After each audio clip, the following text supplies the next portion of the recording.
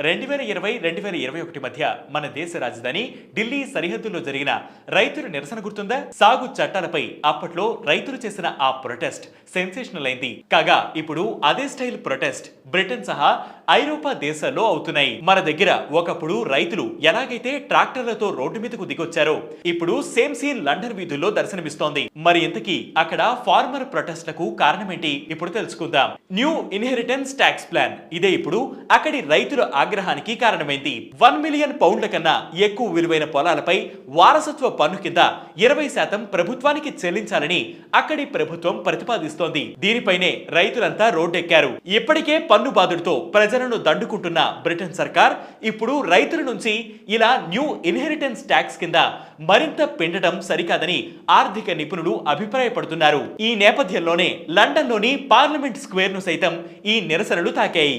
ఈ నెల 10న పెద్ద ఎత్తున రైతులు ట్రాక్టర్లతో చుట్టుముట్టారు. కాగా వీరికి సపోర్ట్ గా అక్కడికి ఒకరు యుద్ధ ట్యాంకర్లు తీసుకురావడం వైరల్ అయింది.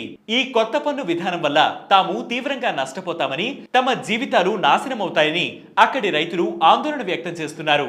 ఇంకా కోఇన్సిడెన్స్ ఏంటంటే ఇక్కడి రైతు సంఘాలు నిరసన తరహాలోనే ఆ రైతులు కూడా రాజకీయ నేతలను తమ ర్యాలీలో భాగం కానివ్వడం లేదు. ఒక్క ట్యాక్సే కాదు, ఫుడ్ ఇంపోర్ట్స్ పైన కూడా రైతులు ఆందోళన చెందుతున్నారు.